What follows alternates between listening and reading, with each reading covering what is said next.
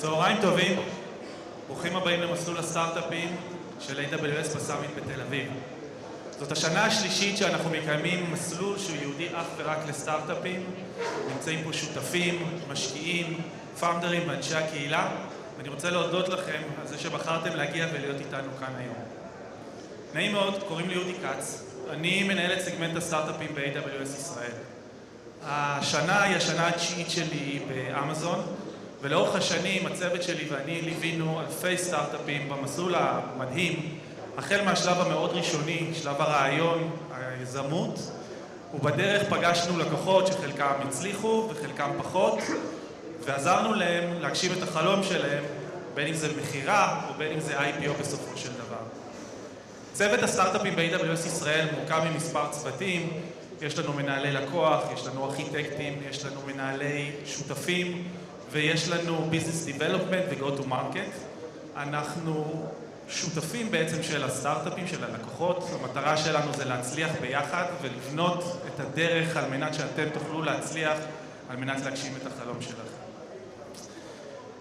אני רוצה רגע לעצור, ולפני שנמשיך ונצלול רגע לתוך האג'נדה, אני מקווה המעניינת שבנינו לכם היום. בדרך לפה נסעתי היום בבוקר, כמעט כמו כל בוקר עברתי מול מגדלי עזריאלי. היום יש מספר מאוד מיוחד שם, מספר עגול, מספר עצוב. זה היום ה-600, שבו יש לנו 58 אנשים, אחים ואחיות שלנו שעדיין נמקים במנהרות בעזה. בזמן שאנחנו יושבים פה נהנים מהמזגן, מהאוכל ומהאווירה. אני מאוד מקווה שבפעם הבאה שאני אעמוד פה בשנה הבאה על הבמה, חלקם לפחות תהיה להם את הבחירה להיות פה איתנו, ושזה יקרה מהר ובמהרה.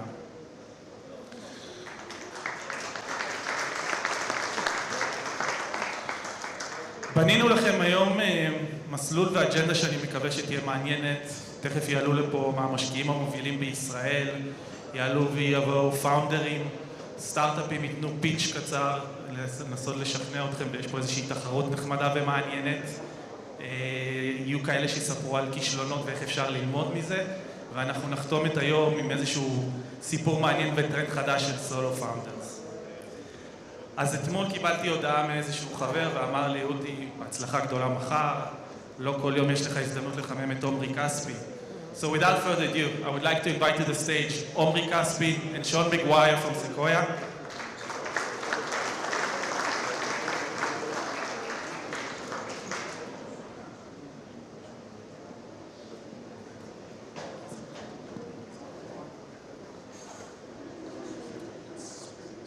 I don't deserve to be up here with you, Omri. I'll switch, whatever. You tell me where you want to go. It's his good side. You should sit down, yeah. Hey guys, nice to meet everyone and to see you here. Sean, in behalf of all of us Israelis and myself and our firm and everything that we do, I want to start first and foremost saying thank you for all you've been doing for Israel. On the surface, behind the scenes, Elon, everything. So thank you for sharing light and, on behalf of our country and our ecosystem. I truly struggle when people say things like this for many reasons. One is there's literally soldiers in Gaza right now, and talking or whatever is just a totally different level than that. And second, for someone like Omri, I mean, like you set the standard much higher for what I think a lot of Israelis thought they could do. Thank you so much. I want to talk a little bit about Sequoia. And we can go back and forth about this. But Sequoia, to me, obviously I always make comparison to sports. When I started playing basketball, there was a saying about some sort of a basketball player somewhere and you want to play against him. And I was like, hey, I want to compete against this guy and see how good he is. Sequoia, I've been in this industry for 3 years now. Sequoia come to play every night. They're really, really good. It's probably the most recognized brand in venture. And obviously you leading their efforts and one of the senior investors there now. A war breakout, and Sequoia makes a decision, and not a charity one, to come back to Israel. And I would love for you maybe to explain a little bit of the history in Sequoia in Israel, but to really double down on Israel and kind of like what was the thought process there, how was the team thinking about this, and so on. I mean, you're too kind, but I'll say a little bit about the history of Sequoia in Israel and then maybe post-October 7th. Sequoia we have a philosophy that if you're not always taking risks and willing to reinvent yourself, that it's just impossible to stay at the top. You know, like you were at the Warriors. The Warriors were one of the teams that pioneered, you know, transition to three-pointers in basketball, and that was like a new strategy. You have to be willing to change your strategy and disrupt yourself to stay at the top. And if you go back to kind of the late 90s, Sequoia started Sequoia Israel in 1999, which was one of the first kind of Silicon Valley funds to go start an office in another country. And in the, call it 17 years that it operated until 2016, we were the first investors in Palo Alto Networks, which was Israeli founder in America, but you know, coming out of Checkpoint. We were the first investors in Mellanox, and I say we, I wasn't there, I had nothing to do with it. But we were the first investors in Mellanox, which to me is a very underappreciated company, obviously acquired by NVIDIA for $7.8 billion or something like that. But Mellanox is one of the core reasons why NVIDIA is winning the AI race is because of that acquisition. You know, we were first investors in Onavo, acquired by Meta, smaller acquisition, but very big impact, Adalon, etc. So there's this long history, but other than Palo Alto Networks, which was started in America, pretty much all of the exits had been small. Even Mellanox, when it went public, was only a few $100 million. So by the time we got to 2016, you know, Sequoia had also opened an office in China, I think in 2005. The exits in China were, you know, absolutely giant, like on the biggest scale in the world. Sequoia was the first investor in NVIDIA, like literally the first investor, period. First institutional investor in Apple, first institutional investor in Google. And just like the scale of ambition for Sequoia is really unbelievable. And it's one of the things that, like, for me, joining Sequoia, you know, it's really a privilege to join the firm, and that level of ambition is kind of instilled in you, and it's a scary thing initially. But the philosophy on Israel is it's just not, like, the exits are not big enough going back to 2016, and so we shut down the Israel office. The people that were running it before were incredibly talented. You know, Gilly Renan was one of the partners. Gilly started CyberStarts. Sequoia invested in his fund. You know, it was all very amicable, but just the ecosystem wasn't ready. I joined Sequoia in 2019. My wife is an Israeli American, and I've spent a lot of time, I got married in Israel. I've spent a lot of time in Israel for a long time. And like, I personally, it bothered me when people would say that, you know, the exits are small or Israeli founders lack ambition. That honestly bothered me. And you know, in 2019 and 2020, we were just at Sequoia, we were starting to see really, really high quality companies. In January 2020, we did the Wiz investment. You know, we were the first investors with Gilly from CyberStarts. Gilly sent it to us. And it was just very clear that something had changed, and that you have second-time founders. They have the biggest chips on their shoulder of any founders in the world, like the most grit of any founders. And so we were doing more and more. And then when October 7th happened, I mean, for myself personally, like literally on October 7th, I started speaking very loudly and very intentionally. But there was a few-year backstory of the firm making really good investments in the country, and many people, you know, Doug Leone, Bogomil, you know, myself, others. And, you know, the philosophy of myself, but the firm in general, like, we always want to support underdogs, and we want to support people that have like unbelievable grit and resilience. And it was just clear that October 7th will be a moment that, on the one hand, causes a lot of people to run away from Israel and be afraid, but also internally creates like this insane level of ambition that, you know, I don't think has existed at many points in history. And so we reopened the office, we hired someone on the ground, Dean Meyer, who you know unbelievably well. Dean is incredibly talented, and we've been insanely, you know, I bought a house here, spending a huge amount of time here, and we're very active. Yeah, that's so awesome and means so much for the ecosystem, obviously, that one of the biggest brands in the world is continuing to invest here, especially going through such a crazy time with war and so on. How does that change for you guys from a sourcing perspective? I know you guys worked with Gili a lot in the past. You know, I'm sure you guys are going to still work with them. Gili's been great for the ecosystem. How do you guys see, you know, sourcing, you know, some of the due diligence when you underwrite something in Israel? How do you kind of comprehend everything that you guys do globally? I'm going to answer this one, then I'm going to ask you a question. It's a little complicated to answer this in that it's a very unusual situation where we had, like Sequoia Israel in the past, and we were the first investors in Gili's fund. And so we just have such a deep relationship with Gili and so much respect and trust, so much respect for him and trust in him. And so I would say, you know, Gili's focused on cybersecurity. Obviously, cyber has been incredibly successful in Israel. We all know that story. And I would say in cybersecurity, we've worked very closely with Gili on almost every investment. But we've made many investments outside of security here as well. You know, we were the first investors in Kella, Defense Tech, and you know, Eon with you, which is, you know, cloud data backup, and a team that is former AWS that people here know well. In Descartes AI company, you know, and a bunch of others. And so I would basically kind of bifurcate it as in security we're doing a lot with Gili, and outside of security it's all independent. On sourcing,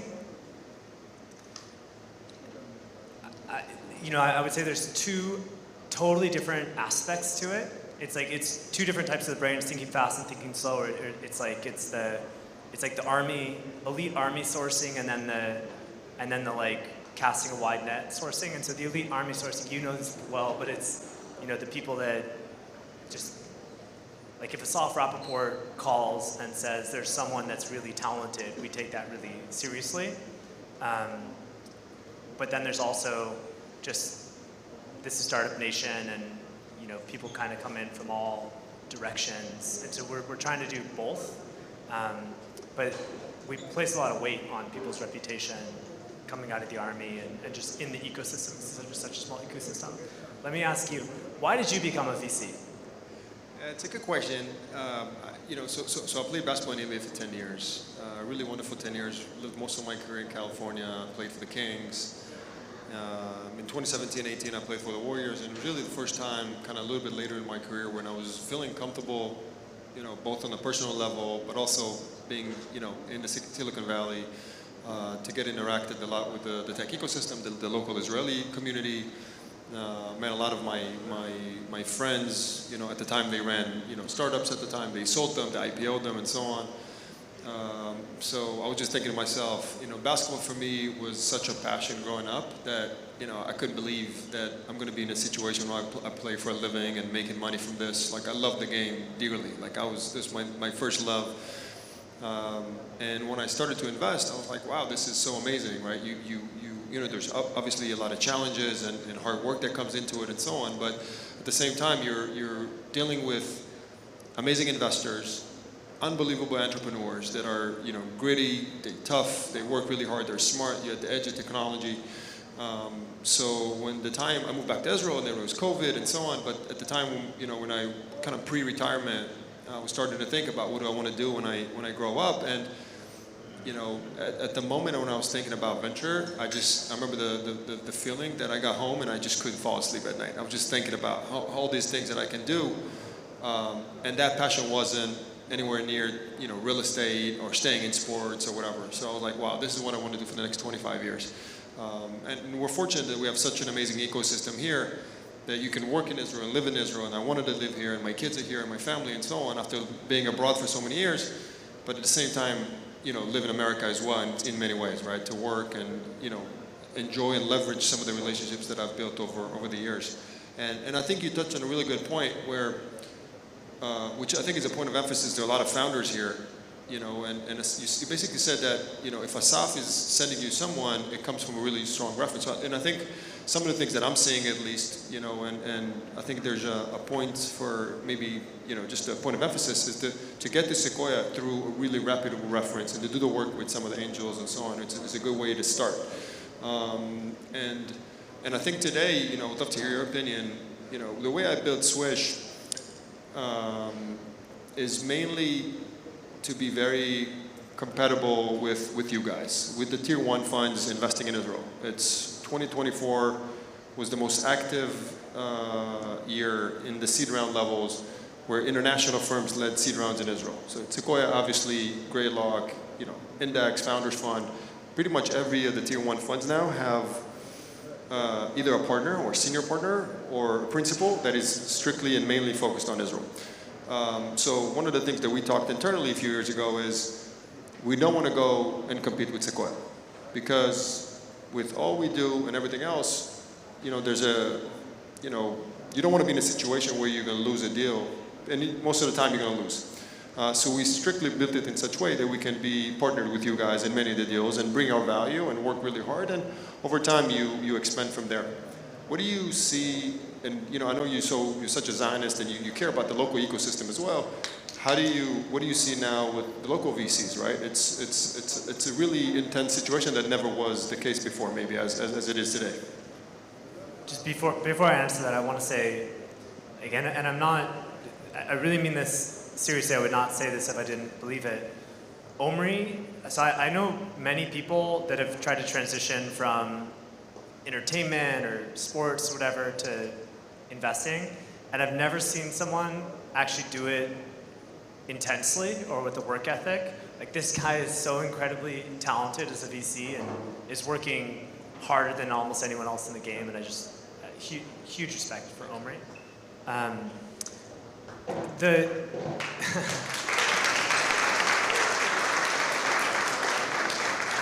know this may sound crazy and people probably won't believe me when I say it, but one of my personal goals with Sequoia here in Israel is, like, I don't want to upset the ecosystem too much, and like I want the local firms to thrive. I probably shouldn't say this so specifically, but when we reopened the office, Gillian and I talked, and he was asking me questions around like how many investments we're going to make per year and like what our scale of ambition was, and I basically told him that Sequoia really doesn't make very many investments per year globally, like period. And it's hard to put an exact number on it because we do make a bunch of seed investments where it's like $1 or $2 million, and and you don't really know what's going to happen.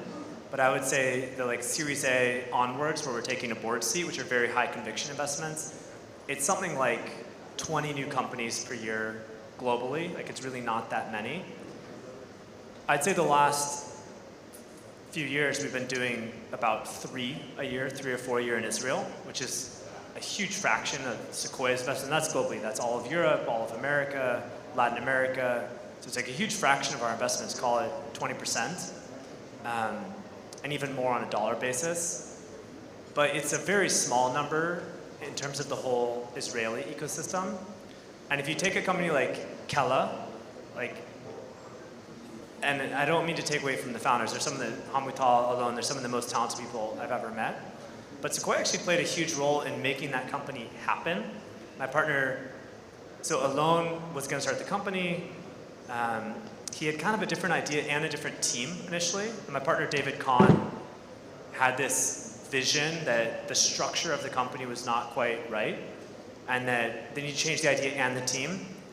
And David basically reconnected Hamutal and Alone, who knew each other from the army but hadn't talked in a while, and they became co-founders. And I think that pairing of these two, like, I don't think the company would be so successful if it didn't have that pairing of these two very different personalities. And I'll go back to Palo Alto Networks. Like, Sequoia literally incubated Palo Alto Networks. You can go read the history. But like Nir Zook, who's an insanely talented guy, he was at Checkpoint early. In his version of events is that some of the compensation was not what had been promised to him. He was very angry when he left. He had a license plate that was literally Checkpoint Killer. His license plate was like this stock ticker KLR. That was literally his license plate on his car in America. And he wanted to start a company and go after them, but it's a very strong company. my partner Jim Getz, like worked for 6 to 9 months with Nir on like what the product should be, what a next generation firewall is, like what the go-to-market would be, and Jim brought in a CTO, and like I'm not, Nir, like the company wouldn't have happened without Nir. He's the founder of the company, but I'm not sure it would have happened without Jim and the work he did. And just my philosophy for what we do here, like I don't want to kind of upset the ecosystem, and there's this balance, and I want a lot of what we do to be things that wouldn't have happened otherwise. And our ambition is that we help create like some of the biggest companies in the world here. Like literally, like we want to create at least $1 trillion company founded in Israel, over the next 15 years or so. And I don't mean that the company started in 15 years. I mean that it started now, and in 15 years it has $1 trillion market cap. It takes time to get there. And so it's this tricky thing where we're trying to have a big impact, but also tread very lightly here. And I have a huge amount of respect for the local funds, and I hope they all thrive. But it's just we're kind of doing our own thing. No, it makes a lot of sense. I think there's a big debate around, I don't know if it's a big debate, but it is a debate to a certain extent about, the outcomes on venture, and I'm actually on your side, and I do believe that it's probably the best time to be in private markets these days, and we have OpenAI at $350 billion private company. Knock on wood. SpaceX is 350. I think the OpenAI number is 300. 300, yeah, but knock on wood, it's... We're investors in both. Right, yeah, but it's a pretty good investment, but knock on wood, SpaceX will be the biggest return in Sequoia history, and I know a person who did that investment, so it was a pretty good investment. Knock on wood, everything still goes well, but it's an interesting time in private markets where you have $300 billion, $350 billion private companies, right? So the amount of capital can be deployed to these companies is really significant. What do you see, what are the challenges, and as Israeli founders, we talked about the grit, and they're, being ruthless and tenacious about success, and they're coming again, second-time founders, first-time founders. The ecosystem is really evolving. Folks at Wiz and Eon and Upwind and other companies are now starting companies, and there's so much experience, and Asaf is mentoring them, and Ophir is mentoring them. So there's great ecosystem that's continued to evolve. But what are some of the things that we can help them as investors maybe, or what do you see, some of the things that Israeli founders should be better at?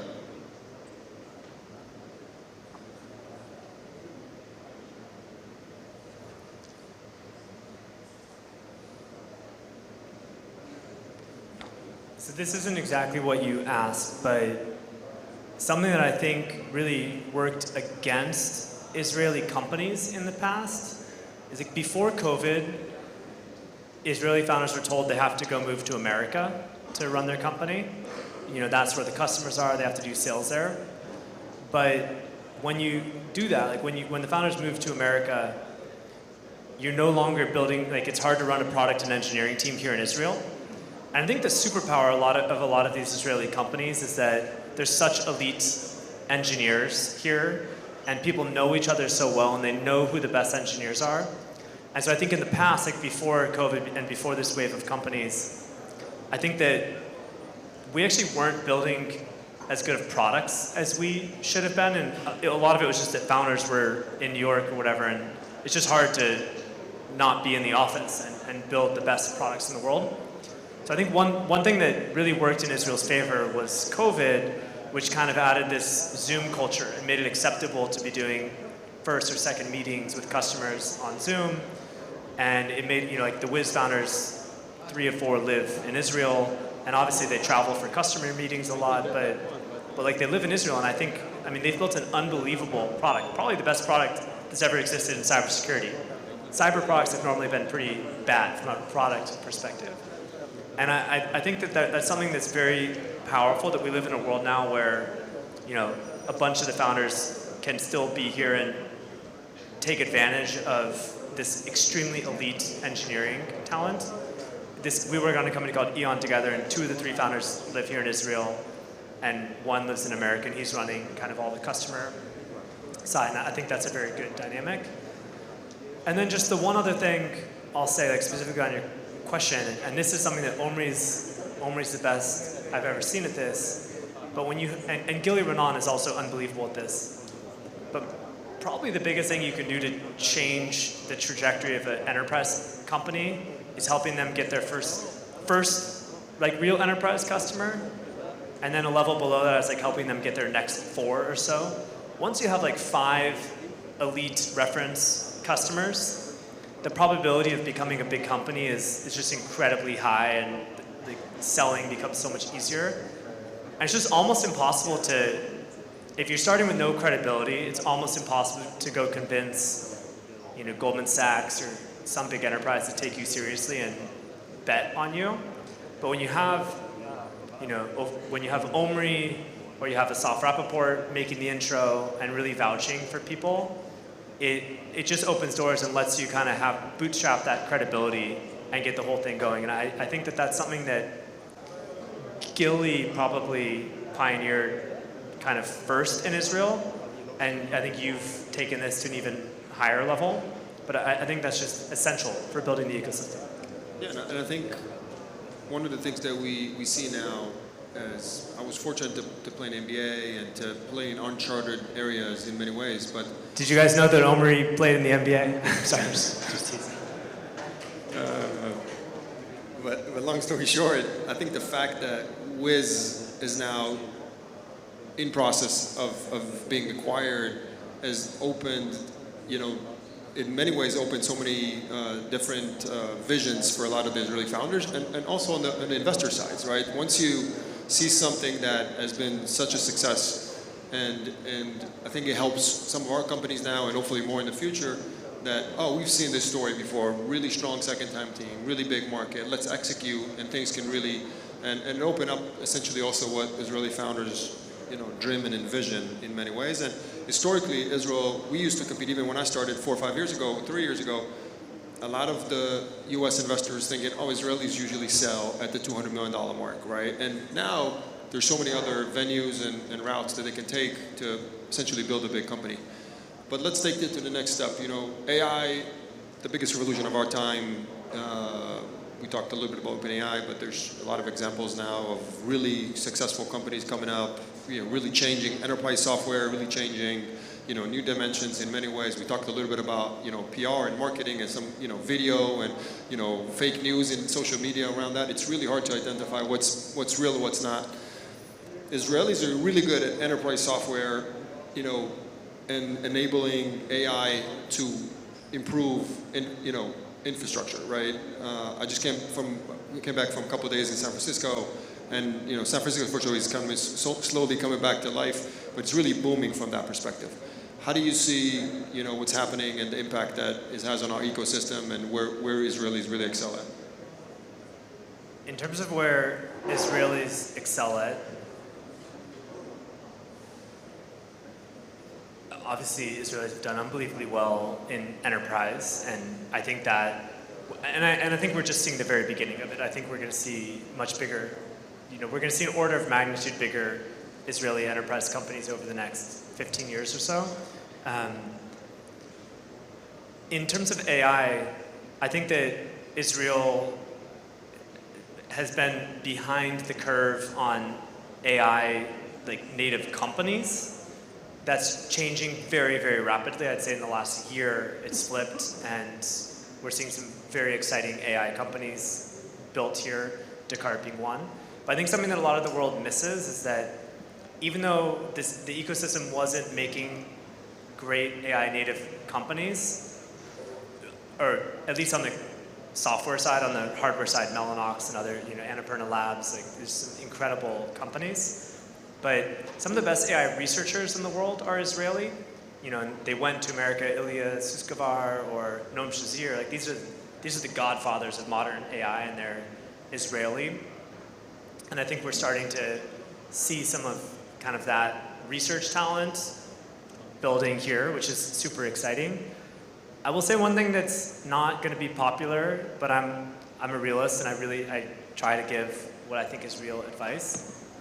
I think for companies that are doing pure consumer companies, I think it's going to be hard as an Israeli company, at least the next few years. I think there's so much bias against Israel in the world, and when you're if you're a pure consumer company, there's just going to be a lot of people that don't want to buy Israeli products.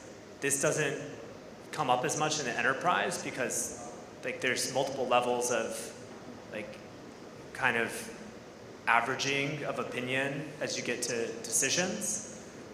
But I'm sorry to say this, but it is just something that I think about. And if I was a founder in Israel right now, like I would, you know, my number one advice is you always have to really follow your passion. And if you have some, like, if the thing you get up every morning for is like a pure consumer company, do it. But I also want to be a realist. And I think there will be a bias against Israeli companies the next few years, especially in the consumer space. I'm sorry for saying that. I think No, it's good. It's real. good to... And then I'll just say one other thing, which just in terms of like how I view this ecosystem, I had a very formative experience as a kid. My great-grandfather lived around the Black Sea in like the 1920s and 1930s. And when the Soviet Union fell, he was still alive. His name was Arthur Cohen. He wanted to take my family to some of the places where he had lived. And so he took us to like Odessa, Ukraine, and Yalta and other places. And this is in 1993. Like the level of how poor people were in Odessa in 1993, like, I mean, I'll never forget. And this was about 50% of Odessa was Jewish. And, you know, like there was no food in the stores. Like it was little kids on the street begging. I first came to Israel about 20 years ago. And, you know, it was, from the second I got here, I deeply fell in love with the country. But the country has developed to an unbelievable extent. It's almost hard to imagine. And, you know, I saw Odessa in '93. A lot of the Russian Jews, you know, came here in a couple years before that and around that time. And I think a lot of the world doesn't understand, like, where a lot of the people in this country were even like 20, 30 years ago.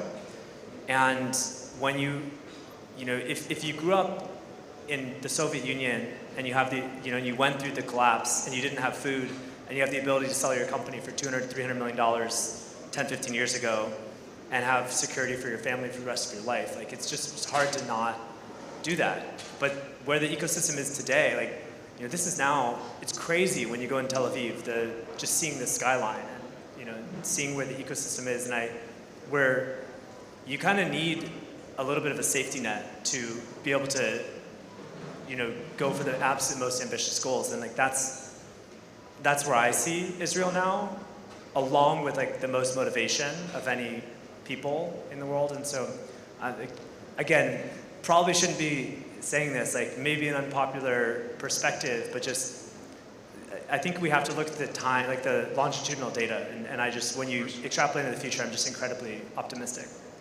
Yeah, and I think you touch a little bit on the Russians making aliyah to Israel. I mean, I have so many Russian friends. Israel wouldn't be where it is today without, you know, them making aliyah in the 90s. I have so many great friends in the tech ecosystem, not just, you know, Evgeny and Armis, Pavel, Michael Shalom. I just gotta say though, it's all, like, part of the magic of this country is almost everyone's an immigrant, or their parents or grandparents, you know, on some level. Like my wife's family are Persian Jews. My wife's grandfather actually came to Israel in 1947, but then went back to Iran in the 60s and then back here in 79. You know, and there's the Iraqi Jews and the Syrian Jews, and like it's not, I didn't mean to make it about one group, like but that, the journeys of everyone here, you know, I think we have to think about where we are in that evolution and the level of ambition that comes from it. So we talked a little bit about cyber off the record, and you mentioned a really interesting stat that you guys are thinking about, and Sequoia is one of the strengths that the Israeli tech ecosystem have when it comes to cybersecurity is when they start the company, once you get to engineer number 20, the talent level and the expertise within cybersecurity is so much higher than anywhere else in the world. So assuming, you know, especially at this market, we're going to continue to thrive.